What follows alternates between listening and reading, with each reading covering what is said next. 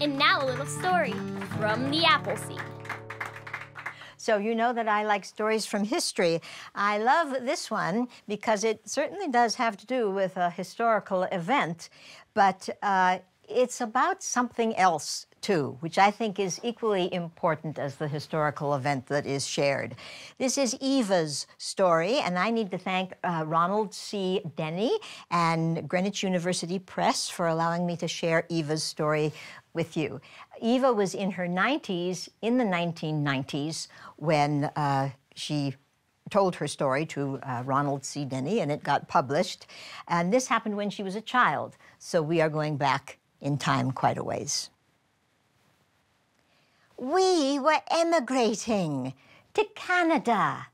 My father had had some business difficulties, some losses, and a new start in a new place seemed like just the answer to his problems. He had had a friend go out to Winnipeg, Manitoba, and start a construction business, and he'd been very successful. He wanted my father to come and partner.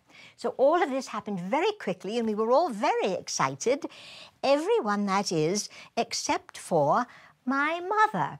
From the very beginning, she was apprehensive about it, frightened even.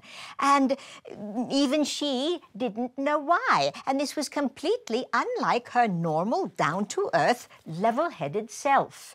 I remember my father saying to her, "What is there to be frightened of? You're working yourself up into a state about this. What is there to be frightened of?" And she would say, "I don't know, I don't know.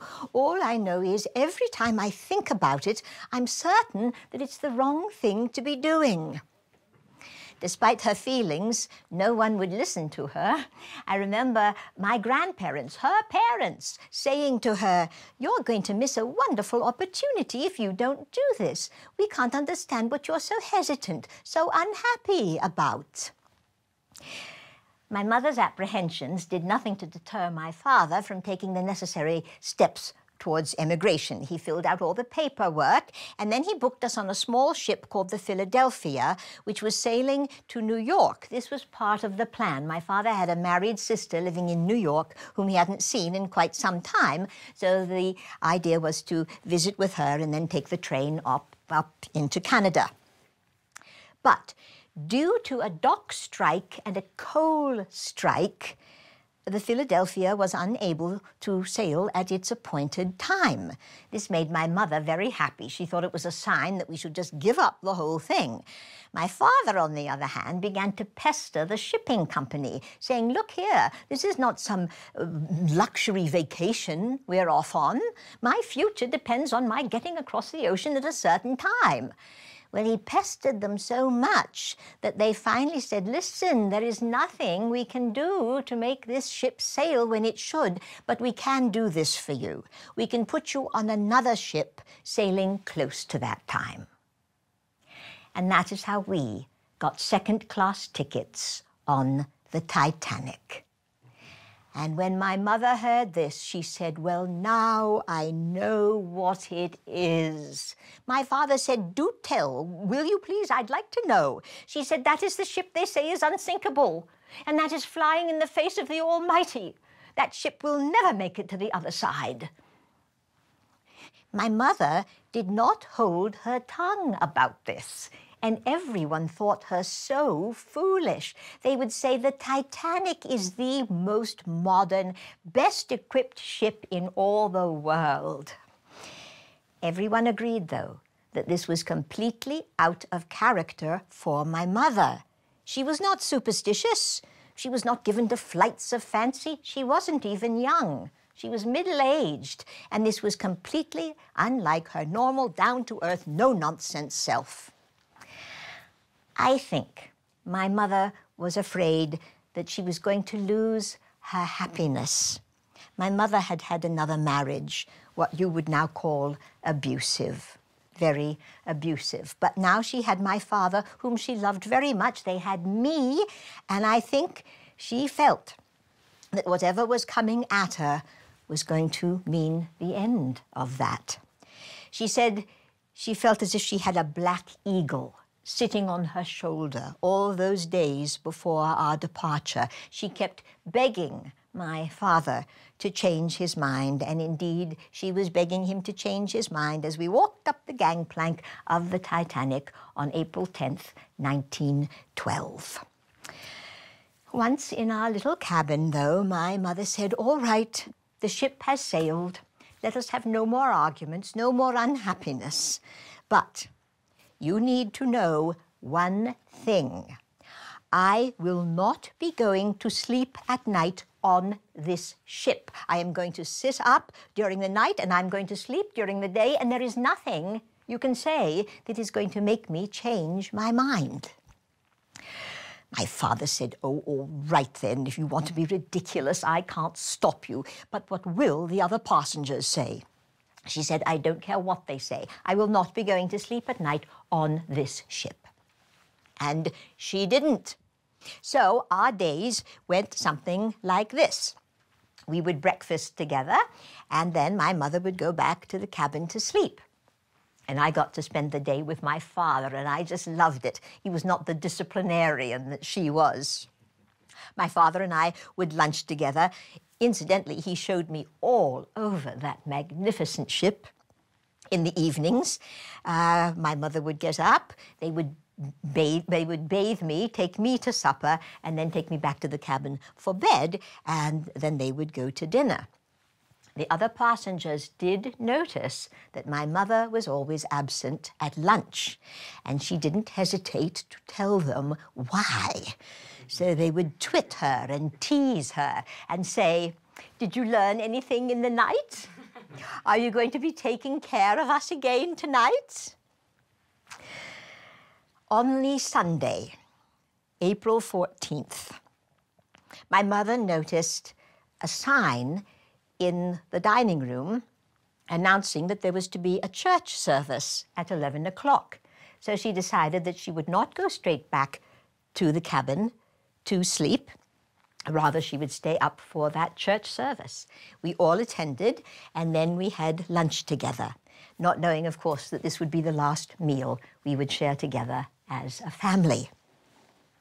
At that meal, one of the officers saw my mother, came up and said to her, "Ah, does this mean you've gotten over your fears? Do you believe that we can get you safely across the ocean now?"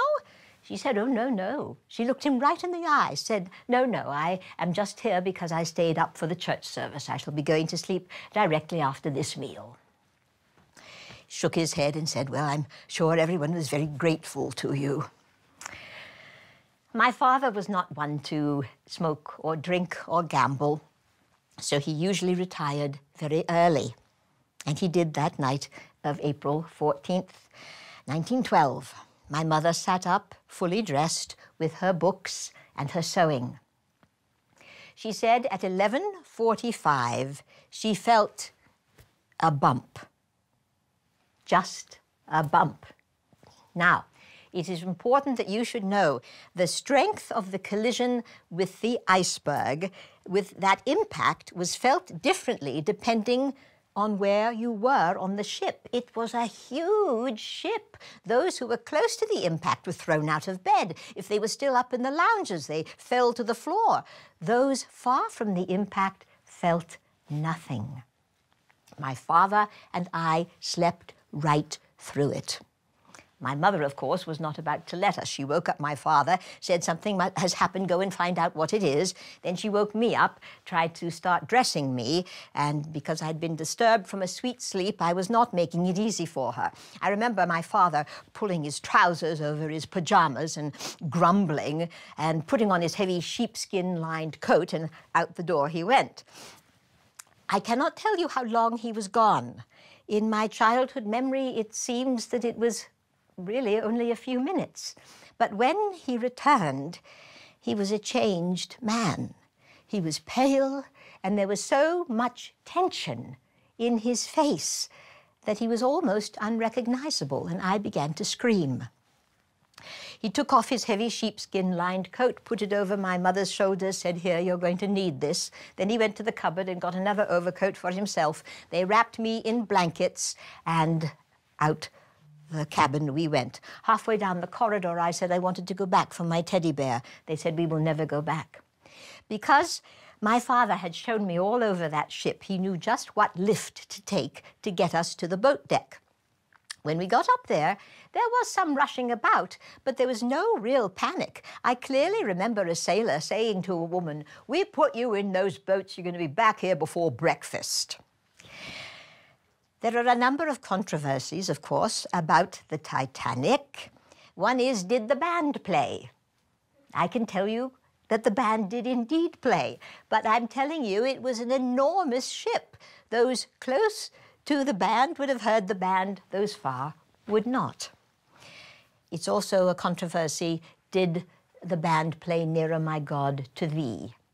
All I can tell you is that months later I was in church with my grandparents, and that hymn was played on the organ, and I became hysterical without knowing why.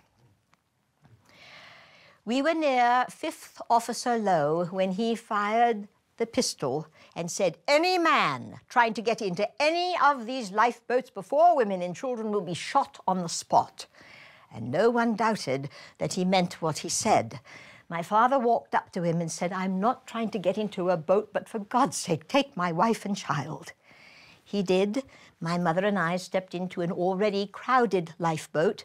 My father took my hand and said, "Now, be a good girl, hold tight to your mummy's hand, and do everything she tells you." Those were the last words I ever heard from my father. Our boat was lowered and quickly rowed away to get away from the suction line of the ship. I shall not dwell on this part of the evening. I will tell you this, though. Another controversy has been, did the ship break in half? My mother and I clearly saw that it did, and of course, when it was found on the ocean floor in the 1980s, it was in 2 pieces. Once the ship had gone down, they gathered all the lifeboats together to redistribute the passengers. You may know that some of the early lifeboats left not completely full. This was not easy, as only 2 of the lifeboats had lights. But there, in the middle of a dark ocean, they did redistribute passengers to free up a boat to go back and look for survivors. In the process of that redistribution, my mother and I got separated. We never knew how that happened, but happen it did. I found myself in a lifeboat full of strangers, not knowing what had happened to my father, now not knowing where my mother was, and I'm afraid I did not add to the joy of the evening. I made things rather difficult. When the sun came up, and it came quite early, shortly after 4 a.m., we saw that we were surrounded by icebergs, some of them 300 feet high. And shortly after that, we saw the masthead of the Carpathia come to save us. This was another ordeal, however. They had a rope ladder for the adults, but we children felt too young to climb the ladder, so they put us in big canvas bags, only our heads showing, and then they put us in rope nets, which they winched up the side of the ship, which, again, as I said, was quite an ordeal. We were well taken care of on the Carpathia, though my mother took all day to find me. We had doubled the population of that ship. It was a small ship, and there were 700 survivors, so it took all day for my mother to find me, but when we were unified, we were not to be separated again. We had frostbite. The ship's doctor took care of that. And I must tell you this. That ship, which was on its way to Europe when it turned around to come back and help us, was full of Ellis Island immigrants that had not been accepted. They'd been turned away at Ellis Island. Those poor people, literally poor, shared with us their sweaters, their scarves, their socks, anything they could give us. We were also well treated in New York, and of course, my mother and I had a visit with my father's sister. My mother then booked us on a small ship to go back to England, and on that ship, she slept at night. My mother was never asked to testify, but before we left New York, she did a little detective work on her own. She got a list of the survivors and a list of all the passengers in our section of the ship. We were the only 2 passengers from our section of the ship to survive.